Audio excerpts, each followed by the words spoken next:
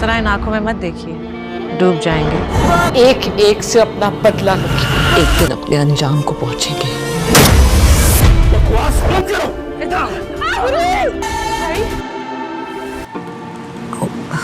Sorry.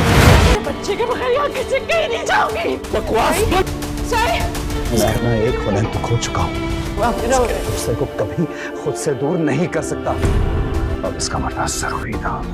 चपड़ासी की बेटी, इसकी जिंदगी तंग करूंगा मैं। चपड़ासी और अगर अपने हिसार में ले ले तो फिर जान लेकर ही छोड़ता है। ये मोहब्बत का जादू है। एक बार अगर अपने हिसार इंसाफ करना मेरी आदत है और मैं अपनी आदत से मजबूर हूँ।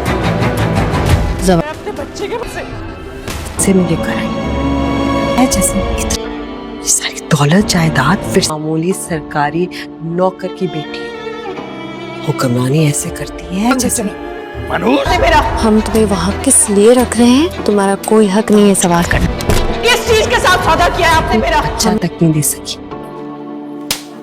हेलो एवरीवन, जैसा कि आप देख चुके हैं कि अब तक तो निहाल के साथ बहुत ज़्यादा बुरा हो रहा है और निहाल को कोई भी अंडरस्टैंड नहीं कर रहा। सबने उसे अकेला छोड़ दिया है और ज़वाहिशा जिसने वादे इतने ज़्यादा उसे किए थे, उसने भी अपने निहाल के साथ इतनी ज़्यादा बदसलूकी शुरू कर दी है। तो अब निहाल अपने आप को प्रिटेंड करने के लिए, अपने ही बच्चे को आज़ाद करने के लिए, अपने बच्चे को अपने पास लाने के लिए पूरी जद्दोजहद करेगी और निहाल एक डायन का रूप धार के सामने आएगी।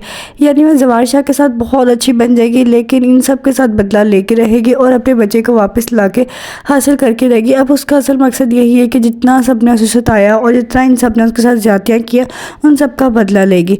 और उसके बाद जब ये शादाब सारा कुछ देखेगी तो फिर वो बहुत ज़्यादा हकी बकी रह जाएगी और उसे ये होगा कि जो मैं चाहती थी, ये जैसा मैंने प्लान किया था वैसा तो कुछ भी नहीं हुआ।